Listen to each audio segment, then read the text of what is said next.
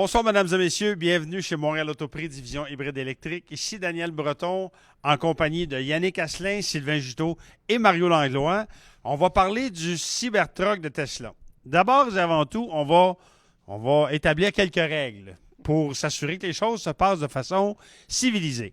Je ne suis pas Ron Fournier, c'est pas bien. Bonsoir les sportifs. On va essayer de se comporter de façon polie, n'est-ce pas? Parce que des fois, Sylvain, il a tendance à embarquer ses autres, parler en même temps que tout le monde. On a juste un micro. Donc, on va laisser la parole aux gens. Bon. Fait qu'on va commencer le Cybertruck. T'en sais un petit peu, mon Sylvain. Le Cybertruck, vous le savez, c'est un camion qui a été annoncé la semaine dernière à Los Angeles. Pas durant le salon de Los Angeles, mais juste après. C'est-à-dire juste après la soirée média. Et ça a fait un véritable coup de tonnerre dans les médias, partout dans le monde, à savoir quelle sorte de bébite que c'est ça. Les gens disent c'est bien laid, c'est bien beau, c'est extraordinaire. Bref, il y a beaucoup de pots, il y a beaucoup de comptes, donc on va en parler ce soir. On va commencer par une couple de statistiques qui sont vraiment impressionnantes, il faut le dire. D'abord, le Cybertruck de Tesla, croyez-le ou non, ça c'est supposé être un pick-up, OK? Une camionnette. Ça n'a pas du tout l'air d'une camionnette. Ça a l'air de sortir de Back to the Future ou encore Blade Runner. Mais bref, c'est supposé être une camionnette d'un style révolutionnaire avec un design tout à fait radical, dont les statistiques sont vraiment impressionnantes. Écoutez, on parle dans la version de base d'une autonomie de 400 km. Évidemment, c'est un camion 100% électrique. Vous pouvez avoir la version un peu plus chère avec 500 km d'autonomie ou la version à grosse batterie, c'est le cas de le dire, à 800 km d'autonomie. 800 km d'autonomie, là, on a vu ça nulle part, chez aucun autre constructeur, nulle part sur la planète. Ces véhicules-là viennent évidemment avec une capacité de remorquage, parce que ce sont des pick-up, après tout. Donc, on parle de 7 500 à 10 000 à 14 000 livres de capacité de remorquage, ce qui est aussi impressionnant. Là, ici, on arrive avec un temps d'accélération. Là, le temps d'accélération, de vous et moi, je trouve ça un peu over the top, on va se dire ça de même. C'est-à-dire qu'en version de base, ça va faire le 0 à 60 000 à l'heure, parce qu'évidemment, c'est aux États-Unis, donc on parle de 1000 à l'heure et non pas de kilomètres-heure. Donc, on parle d'un temps de 0 à 60 000 à l'heure en 6,5 secondes pour la version de base, 4,5 secondes pour la version intermédiaire et 2,9 secondes pour faire le 0 à 60 000 à l'heure en pick-up. Fait que moi, j'ai une recommandation pour tous ceux qui veulent faire une collection d'outils. Mettez-vous en arrière d'un propriétaire de pick-up. Je suis certain qu'il y en a des comiques qui vont dire check ça comment ça marche. Il y a un paquet d'outils qui vont voler en arrière des boîtes de pick-up de Tesla. Mais là où ça devient particulièrement intéressant, on parle d'un prix de départ en dollars US, évidemment, de 40 000 pour la version de base, 50 000 pour la version intermédiaire et 70 000 US pour la version haut de gamme. Mais pour ceux qui l'ignorent, là, les versions haut de gamme des pick-up actuels de Ford, de GM, de Ram, c'est pas 20 000 c'est 50, 60, 70, 80, 100 000 pour des pick-up comme ça. Donc, c'est clair que c'est extrêmement impressionnant comme statistique. Donc, je vais commencer par demander un peu son input, son avis à Mario Langlois. Fait que Mario, approche-toi 2 secondes. Fait que toi, qui es vice-président du Club Tesla Québec, si je ne me trompe pas, j'aimerais ça que tu me parles un peu de ton impression de tout ça. Ben, c'est certain que le design est particulier. Et puis, on est pour, on est contre, on est tiède. Mais il n'y a personne de tiède avec le design de ce camion-là. Ce qu'on comprend, c'est qu'il y a de plus en plus de monde qui sont un peu plus pour qu'au début quand ils l'ont annoncé. C'est comme faire n'importe quel phénomène de changement. Il y a une résistance au changement. Et décidément, ce modèle-là, ce design-là, il sort de la Lune. Là. On a sorti ça de nulle part. Là. Mais justement, parce qu'il sort de la Lune, évidemment, on ne peut pas s'attendre à ce que Tesla sorte un pick-up qui ressemble à tous les autres pick-up. Et donc, c'est pour ça qu'il y a un nom particulier, il y a un look particulier. Puis c'est surtout quand vous allez le voir sur la rue, passer à côté de vous, vous l'avez vu, c'est quelque chose qui va attirer du monde plus qu'on peut l'imaginer maintenant. Donc, on peut être contre maintenant parce que c'est un look très bizarre, mais avec le temps, il y a des phases dans la résistance au changement par laquelle les gens vont passer. Et de plus en plus, on le voit sur les réseaux. Moi, j'ai parti la page Cybertruck Québec. Ah, c'est toi qui as parti la page. Oui, c'est moi qui ai parti la page. Puis on le voit, là, il y a des gens qui disaient c'est laid, c'est ci, c'est ça.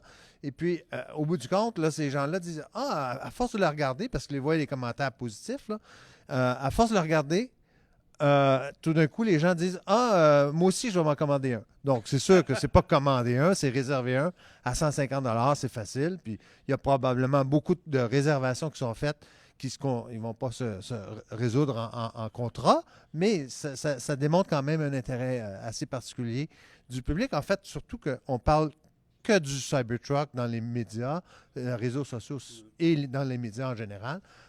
Ça fait l'effet punch là, pour peu d'argent finalement investi en marketing. Là. Oui, non, ça c'est sûr. Mais pour ça, Elon Musk, c'est le roi du marketing, c'est-à-dire qu'il est capable de faire tout un splash avec ses présentations. Je vais demander l'avis de l'autre, là, Yannick Asselin, qui est un peu plus sceptique, lui, on va dire ça de même. Toi, Yannick, dis-moi, ta première impression du camion. On va dire, non, il est laid. non, c'est... Tu sais, ça revient à dire ce que je te disais quand on s'est parlé samedi, tu sais, c'est... Oui, c'est sûr qu'il sort des sentiers battus, le camion, tu sais, en première vue, il est vraiment pas beau. Moi, tout le long de la présentation, j'étais comme, OK, le vrai va s'en venir, quelque chose, tu sais, il y a une autre affaire qui va sortir, tu sais. Ou encore, c'est la boîte dans laquelle est caché le vrai camion. Ouais, c'est ça, c'est ça. Mais, tu sais, c'est sûr qu'on va regarder, on va aller plus en détail tantôt, mais moi, il y a certaines affaires, tu sais, c'est sûr que moi, personnellement, je ne vends pas de pick-up, OK? Mais j'ai rencontré assez de clients dans ma vie qui avaient des pick-up. J'entends assez les vendeurs autour de moi vendre des pick-up, OK? Je sais à peu près ce que les gars de pick-up regardent, puis cherchent, puis etc. Moi, j'ai bien de la misère. Il y a des affaires que je vois que je fais comme, pas sûr. T'sais. OK, parfait. Écoute, garde ton impression, là. On va revenir là-dessus. Sylvain, viens-t'en. Sylvain, qui est, comme vous le savez, qui est un gars un peu timide, qui parle pas très fort, qui est mi-figue, mi-raisin. Fait qu'on va te demander, c'est ça, on va lui demander son impression sur le Cybertruck de Tesla. Premièrement, moi, j'ai été excité puis j'ai adoré dès que je l'ai vu sortir. Okay? Il n'y a même pas eu d'hésitation. Okay? Donc, écoute, c'est incroyable. Là. Les statistiques sont là, les chiffres sont là. Puis, tu as oublié de mentionner aussi qu'il allait avoir de la capacité de faire du V2H dans le véhicule, ce qui veut dire... Oui, c'est vrai. Ce qui veut dire que tu peux alimenter... 2 secondes. Ouais, V2H, c'est Vehicle to Home, oui. En français. Du véhicule à la maison. Exactement. Donc, il y a des prises 120 et 240 volts. Tu vas pouvoir brancher ton panneau électrique de ta maison. Puis, à la grosseur de la batterie que ça a, là, on parle de 250 à 300 kWh pour le gros modèle. Tu vas pouvoir alimenter ta maison pendant une semaine, là. Avec la crise qu'on a eue, avec la tempête qu'on a eue, puis la panne d'électricité qu'on a eue, c'est nice. Il y a aussi quelqu'un qui s'appelle Redmond, qui a une roulotte éco-énergétique, une belle roulotte là, en aluminium, etc., faite au Québec d'ailleurs. Puis là, il se promène en Model X. Mais le Model X, c'est 150 000 $. OK? Puis quand il stationne au camping, il ne peut pas alimenter sa roulotte en énergie parce que les modèles actuels de véhicules électriques ne permettent pas de faire ça. Imaginez, lui, il a commandé 2 pick-up. Là.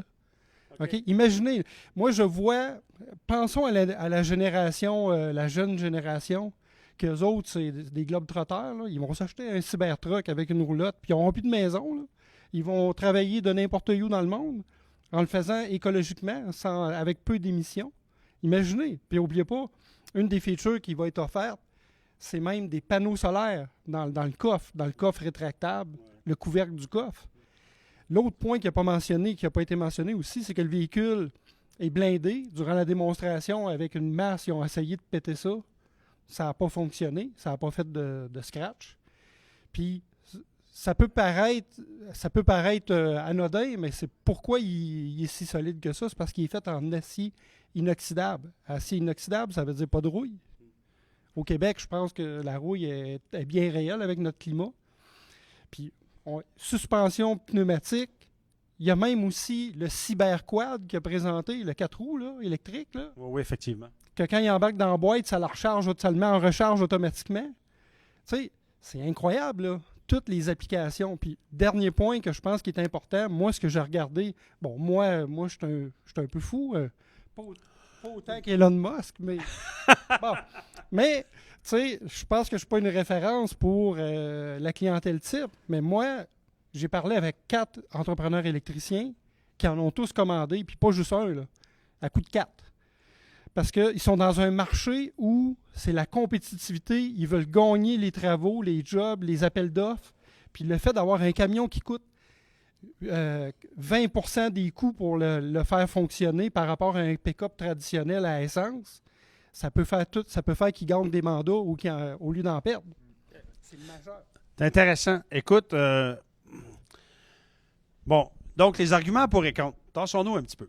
Là, le prix du véhicule, moi, en tout cas, si le prix s'avère vraiment être le prix du véhicule, la raison pour laquelle je vous dis ça, c'est que moi, je me rappelle quand la Model 3 a été lancée, la Model 3 était supposée être moins chère que ça. Tu sais, on parlait d'un véhicule à 45 000 au Québec, OK, sans les rabais. La réalité, c'est qu'il se vend 55 000. Il est 10 000 de plus. C'est ça dans les faits, OK? Fait que moi, je serais surpris que les prix restent les mêmes. Donc, mais le prix, ça n'empêche pas, par contre, que le prix est compétitif. On va dire les vraies choses. Quand tu calcules le coût total de propriété, c'est vrai que le véhicule, d'un point de vue prix, par rapport à ce qu'on a, c'est compétitif. Prix des batteries. Ça, c'est une chose qui m'est venue en tête parce que quand tu regardes le prix du véhicule, et là, Sylvain nous parlait de la grosseur potentielle des batteries dans ces camions-là. Reviens me dire ce que tu disais pour le petit véhicule qui a 400 km d'autonomie, considérant le poids du véhicule qui est supposément équivalent à celui d'un F-150. Toi, tu disais, tu faisais le calcul à peu près à combien de kilowattheures pour le petit versus le gros? Le petit, je calcule entre 130 et 150 kWh. Donc, c'est 3 fois la batterie d'une Model 3 SR+, de base. Ouais. OK, puis le gros modèle, c'est entre 250 et 300 kWh. C'est énorme. C'est énorme. Donc, évidemment, l'information n'a pas été divulguée encore par Tesla. C'est sûr que Tesla, ils font beaucoup de recherche et développement en chimie de batterie. Ils ont même, je ne me rappelle plus du nom du chercheur, là, qui ont fait une entente au Nouveau-Brunswick. Là. OK, un chercheur, un scientifique en physique. Puis ils ont acheté aussi Maxwell, OK, qui est un fabricant de batteries puis de supercapaciteurs. Donc, c'est sûr qu'ils ont des développements qu'eux autres sont au courant. C'est dans le secret des dieux que nous, on ne sait pas. Okay. Mais quand on voit les specs que là, ben écoute, c'est de la physique, là. Tu sais, à un moment donné... Oui, Mario, viens ici. Approche-toi. Un petit commentaire juste au niveau du prix, parce que moi, j'ai une expérience assez particulière. Là. J'ai réservé ma Model S en mars 2009. Ouais. Il annonçait à un prix X. 4 ans après, ils l'ont livré à ce prix-là. Okay. La Model 3, 35 000 US, c'était 45 000 Canadiens. Non, mais il disait 25 000 US avec les rabais. Oui, ben, en tout cas, à 35 000 US, c'est ça qu'ils annonçaient sans les rabais. Ouais. Et puis, au Canada, c'est théoriquement 45 000. Le modèle de base qu'ils ont enlevé maintenant parce qu'ils voulaient se qualifier pour le fédéral, il est à 47 000, un peu moins que 47 000. Donc, ils sont pas mal là. Je pense que moi, je pense que quand Tesla annonce des prix aux États-Unis, on va dire, il risque d'arriver à ce prix-là au moment où ça va sortir. Ceci dit, ça se peut que 3 mois, 4 mois, un an après, il y a une augmentation des prix. Parce que ce véhicule-là, il faut se le dire, là, il va être en concurrence avec les propres véhicules de Tesla. Donc, le modèle 3 va être cannibalisé par ce véhicule-là. Même le modèle Y va être cannibalisé. Ce qui risque peut-être d'arriver, c'est de faire baisser les prix des autres véhicules Tesla. Et le modèle X aussi. Et le modèle X, parce qu'effectivement, il y a du monde qui va dire pourquoi avoir un modèle X si je peux asseoir 6 personnes confortablement dans ça, mettre du stock en arrière, puis on n'a pas parlé des outils qui sont dans la boîte, là, puis en plus, il y a même un petit coffre, une cache, moi j'appelle ça la cave à vin, là, mais effectivement, tu peux mettre des outils là-dedans pour pas qu'ils revolent sur les voitures en arrière quand tu vas faire ton 2,9 secondes, 60. Hein? Et il y a un frunk, et puis en plus, il y a un compresseur à air tout intégré. Donc, pour les travailleurs, là, pour le gars de truck là, qui a besoin de ça pour travailler, là, ça va être quelque chose. Là, OK. Bon, on continue.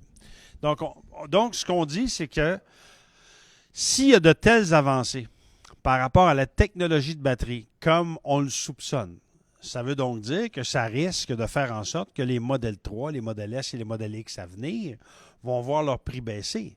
Parce que dans le fond, c'est un peu ce que ça nous annonce, si je ne me trompe pas. Je ne sais pas ce que tu en penses, Yannick. C'est sûr. S'il arrive qu'il descend son prix du kilowatt en bas de 100 ou à 80 ou 75 les autres vont tous baisser. Qu'est-ce qui va arriver? Tous les gens qui ont des modèles 3 présentement, des modèles S, ils vont tous perdre leur valeur. Ça revient au même. Les Bolts aussi, d'ailleurs. Oh oui, c'est sûr. C'est sûr que si tout le monde embarque dans le même bateau, là, c'est sûr que tout le monde va perdre de la valeur par rapport à ça. C'est une bonne affaire parce que les prix vont baisser. Tu sais. Démocratiser les voitures électriques, c'est ça aussi que ça veut dire. Par contre, j'aimerais dire un point sur la perte de valeur. C'est qu'actuellement, quand tu achètes une Model 3, tu as 13 000 de subventions, de rabais. OK? C'est sûr qu'en 2021, il n'aura plus de subventions. OK? Donc, c'est correct. Donc, celui qui a acheté sa Model 3 aujourd'hui, oui, elle va perdre de la valeur. Mais c'est pas pire, tu es déjà moins 13 en partant, en termes de coût d'achat.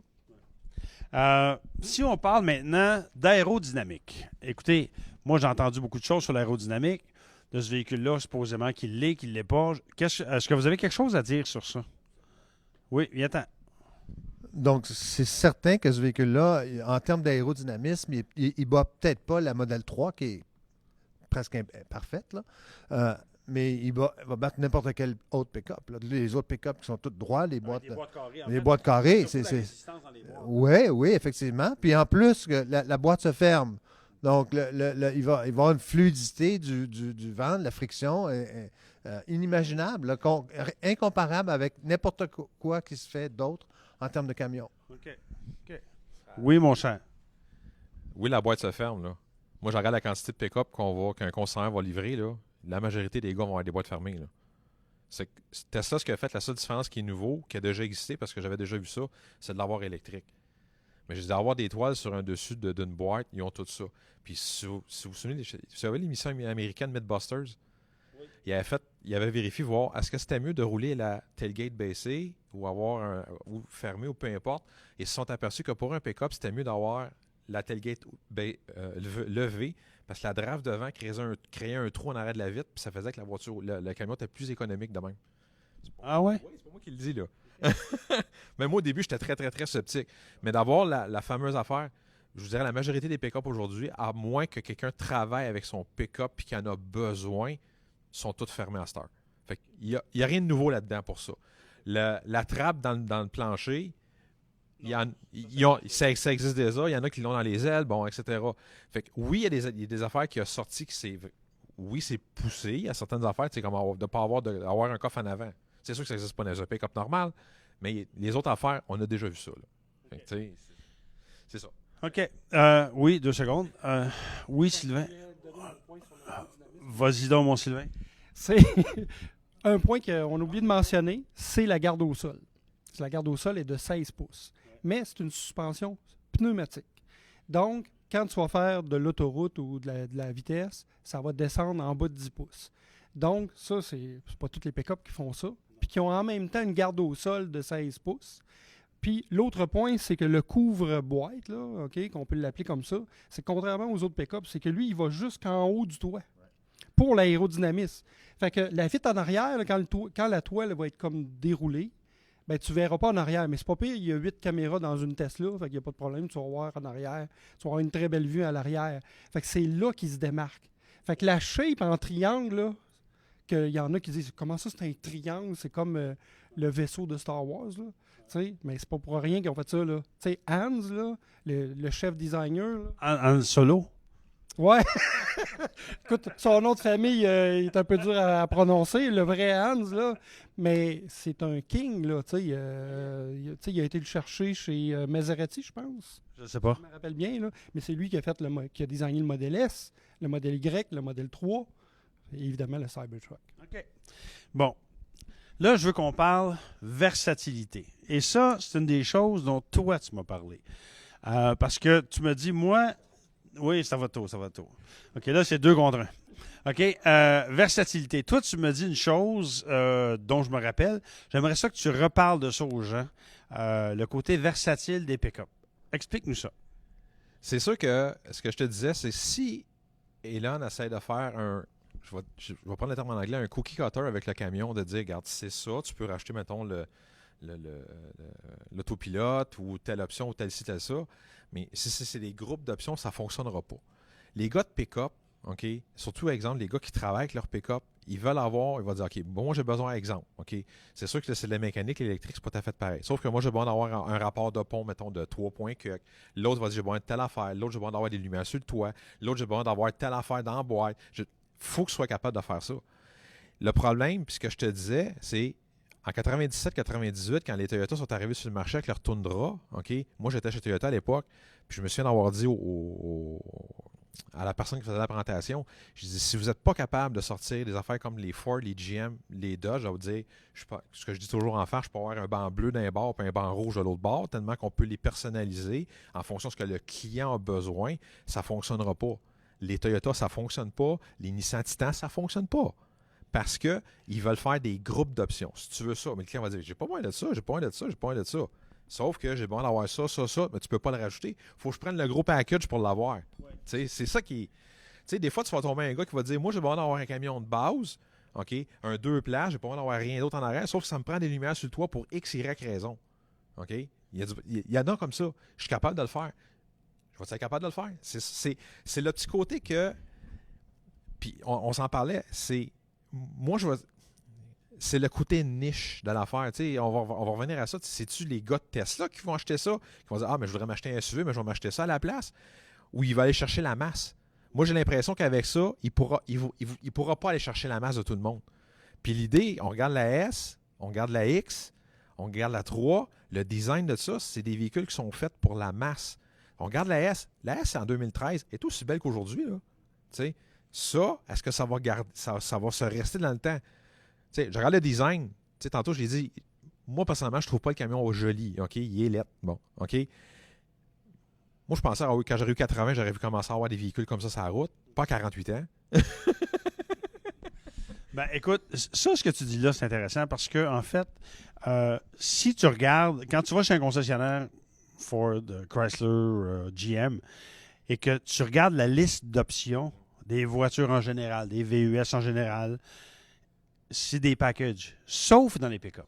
Les pick-up, c'est d'une complexité. Ça prend des gens qui se spécialisent dans la vente de pick-up, tellement il y a de choix d'options, puis de machins, puis de couleurs, puis de transmission, puis de moteur, puis de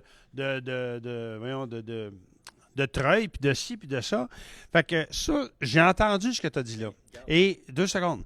Et je pense que une des choses que Elon Musk a dit lorsqu'il a lancé la Model 3, c'est que pour diminuer les coûts, il était pour avoir moins d'options et moins de versions que dans la Model S et dans la Model X. Là, on arrive avec un pick-up qui se vend à un prix extrêmement compétitif. Fait que c'est sûr que la question que tu amènes est, à mon avis, fort intéressante. Je ne sais pas ce que tu en penses. Ben, pour bien connaître Tesla, je pense pas que Tesla va arriver avec une panoplie d'options qu'on peut ajouter. Ça va être plus des packages, là. C'est-à-dire, en ce moment, là, c'est 3 modèles qui vont probablement être équipés pareil. Il y a à peu de choses près, là. L'équipement pour les travailleurs avec la génératrice électrique, avec le compresseur, ça va sans doute être de base. Les autres options, là, ça va être l'autopilote qui va être upgradé avec des options. C'est déjà une option, là. Donc, une version upgradée de l'autopilote. Mais le reste, là, on regarde le modèle 3 Standard Range Plus en ce moment, puis le modèle 3 Long Range, c'est la batterie, la grosse différence. Là. On regarde la voiture, la traction intégrale en ce moment, mais tu sais, encore là, c'est ceux qui veulent une traction intégrale à tout prix, oui, mais il n'y a pas beaucoup, il n'y a pas d'options. Là. Sur les Tesla, c'est standard. Là. Et je pense que ce véhicule-là, de base, va arriver super bien équipé. Puis quand on parle de versatilité, c'est surtout la versatilité par rapport aux autres pick-up. En ce moment, le Cybertruck tel qu'annoncé, il n'est pas moins versatile que les autres pick-up. Au contraire, à bien des égards, il est plus versatile. Donc, il permet de faire plus de choses, il permet il y a des attaches, là, des rayures ici. Les gens vont pouvoir mettre des attaches. C'est quelque chose qui est unique à Tesla. Là. C'est dans plein de pick-up, ça. De ce type-là, en stainless. OK, mais oui, des attaches, d'autres types d'attaches. Mais là, c'est en stainless. C'est beaucoup moins c'est plus lisse. Ça va être plus versatile dans le sens qu'il va pouvoir mettre les attaches n'importe où dans les boîtes. Le compresseur intégré, puis il est intégré, on ne le voit pas, mais il traîne tout le temps, puis il est protégé. Pour un travailleur, là, c'est quelque chose qui est pas à négliger. Donc, il ne faut pas s'attendre à ce qu'il y ait une paquette d'options comme il peut y avoir chez les autres manufacturiers. OK. Viens ici, Sylvain. C'est bon, hein, à date, là, je trouve qu'ils sont disciplinés. Ils ont un temps de parole, hein, Colin? Je suis d'accord avec Yannick. C'est qu'il n'y aura pas autant de customization qu'il parle. Par contre, Par contre, le aftermarket, c'est là que j'en venais. Regardez la Model 3, comment c'est rendu malade le aftermarket. Il y a plein d'entreprises là, qui offrent toutes sortes de, les garde-boue, les vitres teintées, les wraps, non, mais c'est incroyable le nombre de compagnies qui vendent du aftermarket pour Tesla. Il y a des entreprises qui viennent au monde grâce à ça. Là. Ouais. Ça les met en business. Là. OK?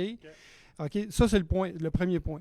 L'autre point, c'est qu'il se vend combien de pick-up par année en Amérique? C'est 2 millions. Hein? 2 millions. 2,5 millions. Bon, juste aux États-Unis, 2,5 millions par année. Mettons que Tesla, il va chercher juste 10 % du marché. Ça fait 250 000. Puis je peux te dire que je suis convaincu que Tesla ne sera pas capable de fabriquer 250 000 pick-up en 2021 dans sa première année de production. Il va vivre le Production L comme il a vécu avec le Model 3. OK? Puis n'oublie pas qu'il y a d'autres modèles. Oui, Tesla, c'est lui qui est capable de fabriquer le plus grand nombre de modèles de véhicules électriques parce qu'ils sont rendus avec la 4e Gigafactory de batterie. Parce que actuellement, je donne l'exemple de la Chevrolet Bolt, ils en font juste 25 000 par année. Hein. Mais, OK? OK, c'est nouveau, ça. C'est nouveau. C'est nouveau. Là. OK, mais mettons 50 000. Mais on s'entend, venant de GM, c'est surprenant. Mais la raison, c'est parce qu'ils achètent des batteries d'LG, puis tout le monde s'approvisionne chez LG. OK, puis là, LG, ça choque. OK? Fait que ça, c'est le point numéro 1. Mais où est-ce que je veux en revenir aussi? Il y a combien de propriétaires de voitures électriques en Amérique qui me disent « Moi, j'ai hâte d'avoir un pick-up électrique aussi, parce que j'ai un véhicule électrique dans ma cour, une Model 3, une Bolt, une Leaf, whatever. Mais j'ai un maudit pick-up là, que j'ai hâte d'avoir électrique. » Ça, c'est les premiers qui vont sauter là-dessus. Deuxièmement, c'est les gestionnaires de flotte. Parce que le gestionnaire de flotte, là, lui, là, c'est les chiffres qu'il regarde. Il s'en fout qu'il y ait des options de couleur. Il va dire à l'employé, là, tu prends ça puis tu ne dis pas un mot. Ça paie l'économie que je fais avec ce pick-up-là, là, ça va payer la moitié de ton salaire. Fait que ferme-la. OK? Fait qu'ils vont en vendre en tabarouette.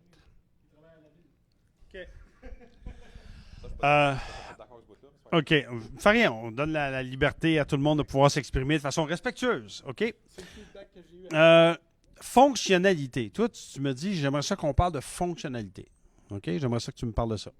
Mais ça revient à dire ce que je te disais tantôt, d'être capable. Les gars en général qui vont acheter des pick-up, ils vont regarder le côté pratico-pratique. De dire, moi, ce que j'ai besoin pour le type de travail que je fais, où j'ai affaire à tirer tant, c'est ça que j'ai besoin. Puis, tu sais, la liste d'options, c'est ça que ça va te donner. Mais la fonctionnalité, c'est par rapport à ça. Tu sais, c'est toutes ces affaires-là qu'il doit regarder, qu'il va dire, OK, oui, ça me prend ça, oui, ça me prend ça. Ça me prend, faut que je sois capable de mettre une échelle, faut que je sois capable de faire ci, faut que je sois, tu comprends? C'est toutes ces fonctionnalités-là qu'il va regarder. J'espère, je reviens à dire ce que je disais tantôt, j'espère qu'il va réussir à faire quelque chose. Parce que s'il fait un cookie cutter, ça ne fonctionnera pas. Il faut qu'il soit vraiment capable de l'ouvrir et de regarder le marché par rapport à ça. Tu sais, pour revenir à ce que Sylvain disait, les garde-boue, là, ça ne change rien dans la construction d'un véhicule. Quand je parle de construction d'une voiture, c'est quelque chose qui doit être fait à l'usine. Ça, là, tu n'as pas le choix d'en avoir. Parce que tu n'auras pas le choix. Et les gars vont dire, ça me prend ça, je ne l'ai pas. Mais je vais aller dans l'aftermarket. Pas Dieu seul sait que Tesla, quand tu commences à jouer dans leur système informatique, ils aillent ça mourir. Hein? Ça ne changera pas avec le pick-up. Là. Puis les gars de pick-up font quoi, tu penses? Ça va jouer dans BCM, ça va checker dans pas les BCM, je dis les OBD2, ça check ci, ça check ça. Comprends-tu? C'est ça qu'ils vont regarder. Il va falloir qu'ils arrivent, qu'ils rouvrent plus leurs livres, qu'ils offrent plus d'équipements pour monsieur, madame, tout le monde, pour dire, moi, j'ai besoin de ça pour travailler ou l'autre. Mais s'ils font ça comme ça, là, je suis pas convaincu. Okay. Moi, en fait, je suis un peu ambivalent entre les deux versions de la réflexion. Là. Parlons de sécurité. Parce que toi, tu me dis, je pense qu'il y a un enjeu de sécurité.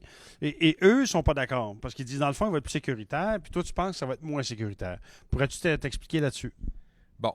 Moi, j'ai pensé à ça en fait, avant de venir ici. Puis je disais, les fameux panneaux en stainless steel, bon, sont plus épais, sont plus pesants. On est tous d'accord que les chars des années 50, 60, l'acier, c'était épais, là. OK? Il y avait quoi le risque? Les accidents? Il n'y a pas de zone de déformation, ils avaient ci, il y avait ça. À cette heure, aujourd'hui, les véhicules sont pensés pour avoir des zones de déformation. Oui, il y en a des zones de déformation. Sauf que si tu n'es pas avoir une zone de déformation, puis par-dessus ta porte, est beaucoup plus résistante qu'elle était normalement, qu'est-ce qui va arriver? C'est tous les passagers qui vont recevoir le coup comme des années 50-60. Il faut faire qu'ils pensent à quelque chose. Ça, c'est la première chose que moi, je vois. La deuxième chose, les fameuses vitres qui sont, comme qui dit, par balle, façon de parler, là, OK? Moi, je m'excuse, là. Pour une raison X, Y, Z, je suis dans un accident, puis le pompier, il faut qu'il rouvre la porte, là. Il est pas capable de l'ouvrir. Il faut qu'il me sorte vite, là. Puis il y a une vitre par balle entre moi et lui, là. J'embarque pas. Il va faire quoi pour ouvrir la vitre, lui, là? Il peut pas casser, là. Il va casser, mais il va frapper à un grand coup de hache. Mais quand ça faut que ça soit rapide, il faut que tu sois capable de casser la vitre vite. Moi, en fait, dès le départ, moi, je pense que tu es dans le champ un peu, là. Parce que à mon avis, parce que quand on regarde les tests de collision de Tesla, en général, c'est eux autres qui font les meilleurs résultats sur le marché. Je ne m'attends pas à un résultat différent avec celui-là. Puis c'est pas le fait que la carrosserie soit antenneless que ça va changer grand-chose. Une fois qu'on a dit ça, moi, j'ai mis ça ici. Outil ou jouet? Outil ou jouet? Est-ce que c'est un outil ou c'est un jouet, finalement? C'est les deux. Pour moi, ça va être un jouet. Puis pour le gars de pick-up, ça va être un outil. Parce que ça va vraiment être utile pour lui. Puis pour moi, j'ai 2 ans pour y réfléchir parce que j'ai 2 réservations. Je vais nécessairement en annuler une, mais peut-être que la première, je vais la garder. Mais j'en ai pas besoin. J'ai jamais eu besoin de pick-up. Je suis pas un gars de pick-up. Pourquoi 2 réservations? J'en ai 2 parce que j'ai une réservation avec le propulsion, puis j'ai une réservation avec le 4 roues motrices. Le premier qui va sortir, c'est le propulsion. Peut-être qu'à ce moment-là, quand il va sortir, je vais me dire, je ne suis pas prêt encore. Mais Model S, je suis capable de la regarder 13 autres années. Là, ça va faire 20 ans. Donc, peut-être que je vais me dire, je vais reporter ça, puis je vais attendre que le propulsion sorte, le 4 roues motrices sorte, puis à ce moment-là, ce serait celui-là, mon autre option. Mais je me garde des options finalement avec ça, puis c'est 150 $ la réservation, donc c'est simple. Outre ça, au niveau de la sécurité, je suis d'accord avec toi. Je pense que Tesla prévoit, ils construisent ça là, en voulant battre toutes les autres. Là. C'est certain. Je comprends que du stainless, c'est solide, mais il doit y avoir un mécanisme à l'intérieur qui va faire en sorte qu'il va y avoir l'absorption. Puis l'absorption, tu le veux en avant, tu le veux en arrière, mais tu ne veux pas l'avoir dans le côté. Dans le côté, tu veux que ce soit solide. Okay. Je ne te demanderai pas à Sylvain Juteau si c'est un outil ou un jouet. Parce que Sylvain Juteau, dois-je le rappeler, a eu une Tesla Model S, une Tesla Model X, là, il y a une Tesla Model 3. Fait que lui, j'ai l'impression que du moment que Tesla sort de quoi, faut qu'il l'aille. Ah oui, j'ai oublié le Powerwall. Fait que bref, c'est sûr que pour Sylvain, c'est un jouet. Puis il va nous dire que c'est un outil. Fait que j'aimerais ça t'entendre. Effectivement, les deux. Chez Roulé électrique, là, j'en ai réservé 4. OK? Ah, juste ça? Juste 4. Ils n'ont pas des deals, genre à douzaine? Malheureusement. Mais j'en ai réservé 4. La raison, c'est que, évidemment, j'en veux un pour rouler électrique parce que nous, on fait des livraisons. On va à de plus en plus d'événements, OK, des shows de VE à l'extérieur ou dans des salons, etc. OK? Puis là, tu arrives là. Tu sais, moi, c'est des bornes, des voitures électriques. OK? Puis j'ai pas d'électricité d'un fois. Je fais quoi? Comment je fais pour me montrer une borne, comment elle charge? OK? Fait que là, je vais avoir ce qu'il faut pour ça. Puis, des fois, je suis obligé d'emprunter la vanette à mon père, qui est à gaz, puis ça me fait sacrer à chaque fois. La grosse caravane, là. Voilà. Hey, je viens de penser à de quoi, moi, là? Oui. C'est pas toi qui me parlais d'une batterie de 300 kWh là-dessus? Oui. OK. Ça va prendre combien de temps à charger ça sur une borne rapide? Bien, sur un supercharger, ça va être un pet à 250 kW. Ça va prendre 1 heure. Ça va prendre 1 heure parce qu'on s'entend, Tesla, ça vient avec du V3. Sur une borne de 50 kW, ben là, ça va être 5 heures. Ça va être 5 heures. Écoute, tu peux juste m'imaginer, moi, quelqu'un voir un Cybertruck en BRCC, on va dire, je suis bien ailleurs. Écoute, ça va prendre le même temps qu'une Leaf, ça lui prend sur une borne 240 volts. C'est pas compliqué, là. À peu près ça. OK? Mais l'autre point que je veux mentionner, moi, j'ai une crainte par rapport au Cybertruck. OK? Parce qu'il faut essayer d'un fois d'être... Objectif? Tabarnouche. Non, Sylvain Juteau, raisonnable, ça va pas tellement ensemble. Moi, ma crainte, c'est qu'il y ait des gens qui s'achètent un Cybertruck parce que c'est cool puis qu'ils n'ont pas besoin. On s'entend, là. Il y a 3 fois plus de tôle là-dedans, il y a 3 fois plus d'éléments, de matériaux, de batterie, de poids, etc. De ressources naturelles. Donc, moi, une des raisons pourquoi j'en ai réservé 4, c'est que je vais en louer. à court terme. Puis je m'excuse, tu as besoin d'un pick-up pour aller à la pêche une fois par année, là, une fin de semaine par année. Loue les dons, le pick-up, bâtard, là. Tu sais, achète-les pas, là. 2 secondes. 2 secondes. Oui, tu disais. Tu lui passes gratis comme qu'on fait chez Bourgeois. Mais en fait, non, mais tu ris, hein, mais pour moi, là, c'est un argument qui m'inquiète. Tu as raison. C'est-à-dire que je vois des gens, OK, sur Internet, sur les réseaux sociaux ces temps-ci, qui, là, ils sont totalement obnubilés par le Cybertruck. Puis là, ils me disent, ah, écoute, je m'achète un Cybertruck. Écoute, moi, là, je trouve le design intéressant. Moi, j'ai travaillé en design, je trouve le design intéressant. Je m'achèterai pas ça parce que j'ai pas besoin de ça plus qu'un chien a besoin de 2 queues, comme dirait ma mère. Je veux dire, pour moi, si quelqu'un en a besoin, ça peut être un véhicule qui est intéressant. Si tu n'en as pas besoin, tu ne vas pas t'acheter une bebelle comme ça. Même si tu dis, ouais, mais c'est pas si cher que ça, tu n'en as pas besoin. En as-tu vraiment besoin? Si la réponse est non, ben c'est du gaspillage. C'est aussi simple que ça. Et ça, c'est le même maudit réflexe qu'on voit avec les véhicules à essence où les gens s'achètent des véhicules de plus en plus gros dont ils n'ont pas besoin parce qu'une fois par éclipse, ils vont faire un tour en campagne puis ils disent, ouais, ça me prend un gros VUS ou ça me prend un pick-up. Mais ça, là, si on reproduit la même logique avec un pick-up électrique, je peux vous dire que ça me met en colère. Je trouve ça vraiment problématique. Et je le vois dans les gens qui réservent des Cybertrucks. Je leur dis, voyons donc! Il y a quelqu'un qui me parlait, il dit, moi, je suis intéressé à un Camry électrique, mais là, je viens de voir le Cybertruck, puis il n'est pas si cher que ça, fait que je vais acheter ça. Ça, là, je te le dis, à mon avis, c'est un réel problème. Oui, Mario, 2 secondes. Viens ici, Mario. Tu as tout à fait raison, Daniel, je suis d'accord. D'ailleurs, je suis le premier coupable parce que j'en ai réservé un et j'ai vraiment pas besoin de ça. Non. J'ai jamais eu Comme besoin. avocat, tu n'as pas tant de paperasse que ça traîner. J'ai jamais eu besoin d'un pick-up. Mais en même temps, la réalité est qu'il y a beaucoup, beaucoup de monde qui ont des pick-up aujourd'hui et qui n'ont pas besoin de pick-up, mais ils en ont un quand même.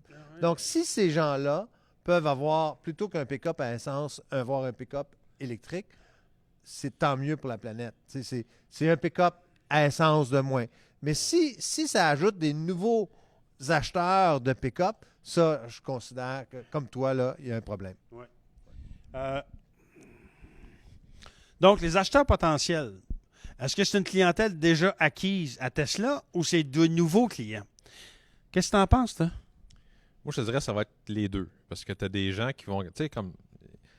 J'ai posé la question aux représentants autour de moi, chez Bourgeois, puis dans toute la gang, il y en a un qui le trouvait beau, OK? Il est en bas de 30 ans. Là. Il y en a deux qui en bas de 30 ans. Il y en a un qui le trouvait beau, l'autre qui le trouvait non. Il y a des acheteurs qui vont acheter ça parce que, comme tu dis, ça va être la bébête rare. Donc, ça va être un nouveau client. Ils n'ont jamais eu de char électrique de leur vie. Ils n'ont jamais acheté de Tesla. Ça va être ça. Moi, ce que je pense beaucoup, par contre, ça va être beaucoup d'une clientèle qui est déjà acquise par Tesla. Okay? L'idée de Musk, quand il a commencé à démocratiser la voiture électrique, c'est d'en vendre pour les masses. Le problème, c'est là que ça revient à dire que moi, le design de la voiture, du camion, pardon, ça ne fait pas les masses. C'est là l'affaire. C'est comme... comme j'ai dit tantôt en face, peut-être dans 30 ans, ce design-là, ça va être rendu là, mais c'est comme trop tôt. Oui, il faut changer les mentalités, mais tu ne peux pas changer les mentalités d'un coup. Il faut que ça se fasse graduellement. Tu regardes les pick-up il y a 40 ans, tu regardes aujourd'hui, bon, OK, oui, il y en a qui sont beaux, il y en a qui sont moins beaux, mais ça change tranquillement pas vite. Mais écoute, ça, c'est drôle que tu dis ça parce que moi, je me rappelle, là, je ne sais pas si vous êtes assez vieux, vous vous en souvenez, je pense que oui. Il y a 20 ans, il n'y a pas personne qui parlait du côté attirant ou élégant ou beau d'un VUS. On parlait de belles voitures. Un VUS, t'achetais ça, t'achetais un Blazer parce que t'en avais besoin. T'sais? Puis là, aujourd'hui, là, les gens semblent trouver certains VUS, que ce soit, moi, un Nissan Murano, ben, un Equinox. Ah, lui, il est beau. Je m'excuse, c'est un truck. OK? Donc, l'aspect, comment dirais-je, l'aspect adaptation aux nouveaux standards esthétiques prend un certain temps. Je suis d'accord avec toi. D'ailleurs, l'intérieur de la Tesla Model 3, quand tu es arrivé sur le marché, la plupart des gens, ça n'a pas de bon sens. Et là, tranquillement, les gens sont en train de trouver ça de plus en plus intéressant. Et les autres constructeurs simplifient et épurent leur véhicule. OK? Une fois qu'on a dit ça, OK? La clientèle type de pick-up, en général, ce sont des gens qui sont plus conservateurs que la moyenne. Tu sais, quand tu vas dans le Midwest américain, là, c'est des gens qui votent pas démocrates. des gens qui votent en général républicains. C'est des gens qui, pour beaucoup, en ont contre les véhicules électriques quels qu'ils soient, d'où le phénomène Rolling Coal, comme on voit, qui fait la promotion de la pollution. Fait que moi, de dire ces gens-là vont avoir tendance à adopter un pick-up qui a un look comme ça, puis qui est un pick-up électrique qui vient d'Elon Musk, qui a l'air de sortir de la planète Mars. Moi, je pense que ça en fait un pick-up qui va être adopté par une partie de la clientèle qui sont des fanatiques ou qui veulent des nouveaux designs, des nouveaux looks, des looks, le fun, puis space et tout ça. Grand public, je pense pas. D'ailleurs, il faut se dire les vraies choses, là. Dans un texte que j'ai écrit il y a quelques jours, ce que je disais, c'est que le Québec est le 6e marché mondial per capita de véhicules électriques. Mais en étant le 6e marché mondial de véhicules électriques, ça représente 1,2 % des véhicules sur la route au complet si on calcule tous les véhicules légers. Donc, on est encore dans une petite minorité entre nous, là. Fait que moi, je pense pas que ce véhicule-là va être un véhicule grand public. Je pense qu'il peut avoir un certain succès. Je pense qu'il va avoir même un succès certain. De là à dire que ça va être grand public puis adopté par les masses, comme Elon Musk dit qu'il veut que ce soit, je pense pas qu'on est là. Moi, je pense que tu as raison dans le sens que dans les 250 000 personnes qui ont réservé, c'est probablement des disciples Tesla en grande partie. Il y a peut-être un 10, 15, 20 on ne connaît pas les statistiques, on spécule, là, mais qui seraient aussi du monde qui n'ont jamais pensé acheter une Tesla ou qui ont pensé, mais qui n'avaient pas les sous. Puis là, ben, avec ce prix-là, je pense qu'ils viennent chercher justement ces gens-là qui n'ont jamais pensé acheter une Tesla parce qu'une Tesla, c'est trop cher. Et puis, c'est trop fragile, c'est en aluminium, et ainsi de suite. Et puis, c'est pas pratique pour leur travail. Mais là, tout d'un coup, c'est un véhicule qui est pratique pour leur travail, plus pratique que le pick-up qu'ils ont en ce moment et qui va coûter le même prix ou même moins cher selon certains modèles. Je pense que ce qui va faire la différence, c'est quand des personnes qui ont besoin d'un pick-up pour travailler vont se le procurer, puis là, ils vont se promener, puis là, ils vont être vus. Quand le véhicule va être vu par d'autres, tout d'un coup, là, il va y avoir d'autres mondes qui vont dire « ça m'intéresse aussi ». Puis là, un peu comme le Tesla, ça a été la même chose pour les véhicules, les voitures, là. Ça a été difficile à convaincre les premiers, mais une fois qu'ils l'ont essayé, qu'ils ont vu ça, les voitures électriques, là, c'était pas facile à convaincre tant il y a aussi longtemps que les gens ne l'aient pas essayé. On avait beau dire que c'est ci, c'est ça, ça fait pas de bruit, ça pollue pas, ça vibre pas, et ainsi de suite. Les gens étant dans leur confort avec leur voiture à essence habituelle, mais on le voit là maintenant, là, c'est plus ça du tout. La donne a changé, là. 2 secondes, Sylvain. Là-dessus, OK? Moi, je veux dire que c'est même un peu à contre-courant de ce que tu dis. C'est-à-dire que quand tu regardais une Model S, les premières Model S, OK? C'était un véhicule qui était élégant, OK? Alors qu'avant la Model S, sur le marché, tu avais quoi? Tu avais la Nissan Leaf, tu avais la Mitsubishi Mièvre qui avait l'air d'une grenouille et un crapaud, grosso modo. Fait que là, tu arrives avec une Model S qui est un véhicule élégant, OK? Donc, les gens disaient, ben finalement, les voitures électriques, c'est pas juste des charlets qui ont l'air bizarres, parce que c'était une belle voiture. Là, on est à contre-courant de ça avec la Cybertruck, c'est-à-dire qu'on a un véhicule qu'on peut pas dire qu'il est élégant. On peut dire, ouf, tu sais. Je vais dire, moi, qu'est-ce qu'on peut dire? Ce véhicule-là, quand on l'a vu, les premières secondes qu'on l'a vu, là, c'est, à part ceux qui ont pensé qu'il y en avait un autre caché en arrière qui allait arriver, là, moi, j'ai pensé que c'était le bon. J'ai pensé que c'était le bon. Et puis, mais ce que j'ai surtout pensé, c'est quelle audace de Tesla. C'est incroyable que Tesla puisse penser sortir ça comme modèle de production. C'est pas un prototype, là, c'est un modèle de production. Donc, c'est audacieux. Moi, je pense que les propriétaires, les futurs propriétaires de ce pick-up-là vont avoir cette audace-là. Puis, ils vont se démarquer par leur audace en achetant ce véhicule-là. Puis, c'est ça qui va les démarquer. Puis, ces audacieux-là vont attirer d'autres mondes. Okay. Moi, je suis enregistré aujourd'hui, là. Je vous fais une prédiction, là. Oui. Moi, je suis pas d'accord. Ce pick-up-là, ça va être un pick-up grand public que après une année du premier véhicule de production livré, là, ça va être le numéro 3 ou le numéro 4 des pick-up le plus vendus en Amérique du Nord. OK? Ça ne sera pas le numéro 1, mais ça va être... On s'entend que si tu es 3e ou 4e, là, tu fais partie des ventes. Tu as réussi. Là, pour un nouveau joueur, là, puis moi, je pense qu'il va l'atteindre facilement. Puis là, après ça, Tesla, il va passer au travers du productionnel, OK? OK? Puis là, il va commencer à faire plus de custom, OK? Plus de versions. Il va peut-être faire même un autre design, etc. Là, tassez-vous. L'autre point, c'est la provocation qu'il fait chez les autres manufacturiers. Regarde GM, qui le jour même du dévoilement du Cybertruck, il a fait un communiqué de presse. On s'en vient avec un pick-up électrique en 2021. Ils n'ont même pas montré c'était quoi ça avait l'air parce qu'ils ne sont pas prêts. OK? Mais c'est incroyable comment il est brusque. Puis là, évidemment, on parle de Ford aussi qui OK, c'est un autre exemple, mais juste le communiqué de presse de GM, ça, j'ai trouvé ça drôle en tabarnouche. Ça. En fait, ça, tu as raison. Ça, tu as raison. En fait, moi, là, il y a deux choses dans le message. C'est-à-dire que, un, tu regardes le prix pour la technologie. Là, les autres constructeurs, on se dit, oh, tabarnouche, OK? On n'est pas sorti de l'auberge. Mais d'un point de vue design, on se disait, ah, mais ça nous rassure un peu parce que ça nous donne le temps de nous ajuster. Tu sais, on va dire ça de même. Tu sais. Mais une fois qu'on a dit ça, si tu compares le Cybertruck avec Rivian, dont tout le monde parlait au Salon de Los Angeles il y a 1 an exactement, versus Bollinger, qui a l'air d'un, comment on appelle ça, dont les Lego, ça a l'air d'un camion Lego, OK? Versus Ford versus GM, moi je pense que Rivian et encore plus Bollinger sont dans la merde. Hein? Je ne sais pas ce que tu en penses.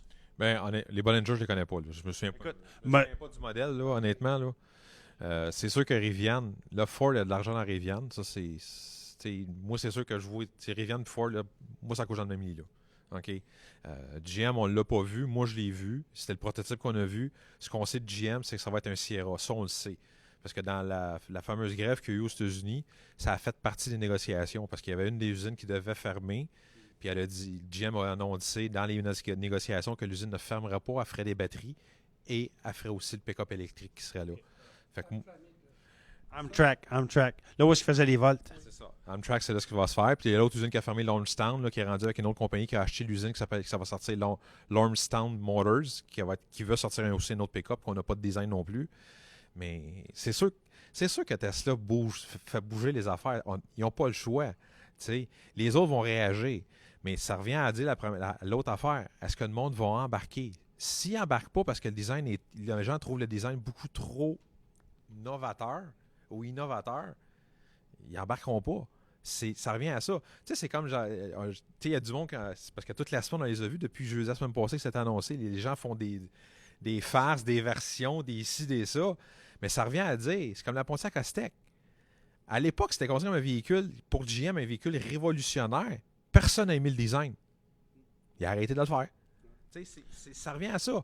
Faut que les gens embarquent. Si c'est trop pour les gens, si c'est trop, ils n'embarqueront pas. Écoute, Juste pour revenir, deux petits secondes. ouais. Juste pour parler du Rivian, là, parce que c'est peut-être le plus proche concurrent, mais le plus bas de gamme du Rivian va être le même prix que le plus haut de gamme du Tesla. Ouais. Et la Tesla du plus haut de gamme va battre le Rivian dans toutes les caractéristiques entre les deux. Donc, je pense que Rivian est aussi en sérieuse difficulté. Ouais. Écoute, là, j'ai mis une photo d'une version à noir mat, OK, que j'ai vue sur Internet, du Cybertruck. Moi, il y a une chose dont je me rappelle il y a une vingtaine d'années de ça, c'est quand j'ai vu arriver les premiers Hummer H1 sur les routes. OK? Qui étaient, dans le fond, les rejetons de la guerre du Golfe. OK? C'est-à-dire que là, à cause de Arnold Schwarzenegger, il y a des gens qui avaient commencé à s'acheter des Hummer H1, qui est un véhicule militaire, dans les rues de Montréal, de New York, de Toronto, de Los Angeles, etc. Et ce véhicule-là avait un look agressif, agressant, intimidant. Celui-là, pour moi, c'est la version Tesla de Hummer. C'est-à-dire que, oui, il est électrique, mais c'est un véhicule qui va être intimidant. Moi, je peux juste imaginer, là, par exemple, tu viens d'un pays d'Amérique du Sud, d'Afrique ou d'Asie qui voit souvent des commandos paramilitaires ou militaires ou la police qui débarquent dans les rues. Moi, là, je ne serais pas surpris qu'il y ait des gens qui regardent ça passer sur la rue et disent « Tabarnouche, la police ou l'armée vient de débarquer chez nous. » Surtout que je suis persuadé qu'il va y avoir des gens qui vont s'acheter ça, qui vont mettre ça couleur camouflage, et ça va avoir la militaire. Et je trouve que ça lance un message extrêmement négatif. Il y a un petit côté post-apocalyptique. Tu sais, on parlait de Blade Runner, là. Mais si on a vu le film Blade Runner en 82, l'histoire se passait dans le futur. Quand, à Los Angeles en novembre 2019. C'est là que commence l'histoire. Là, en novembre 2019, tu as Elon Musk qui dévoile sa version Blade Runner d'un camion. Je trouve qu'il y a un message là-dedans extrêmement négatif qui me dérange. Je ne sais pas ce que vous avez de quoi dire, si vous avez de quoi dire là-dessus. C'est certain qu'il a l'air intimidant, brutal et puis viril, on dirait. Là. Mais en même temps, c'est peut-être ça ce qui est voulu, dans le sens que peut-être on ne veut pas que les gens soient intimidants sur la rue, mais peut-être que Tesla pense à un marché qu'on a oublié de parler à date, c'est l'armée. Pas l'armée, pas juste l'armée américaine, l'armée canadienne et toutes les armées. Non. Tout d'un coup. Non, l'armée canadienne achète les camions de seconde main des armées.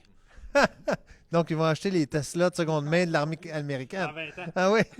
Non, mais il faut juste imaginer le coût pour l'armée d'acheter ce véhicule-là versus tout autre véhicule qu'ils peuvent commander, customer pour leurs besoins. Il est quasiment fait pour leurs besoins, là, à part sans doute quelques détails. Donc, un marché à ne pas négliger. Non, puis d'ailleurs, moi, j'en ai parlé dans mon texte sur Roule électrique, justement, qu'il pourrait peut-être y avoir un potentiel au niveau militaire pour ça. Sauf que si on parle d'un véhicule grand public, ça veut dire qu'il y a des bandits aussi qui peuvent se retrouver avec ces véhicules-là. Tu sais, ils se sont dit que c'est un véhicule qui est extrêmement résistant, qui est à l'épreuve des balles, etc.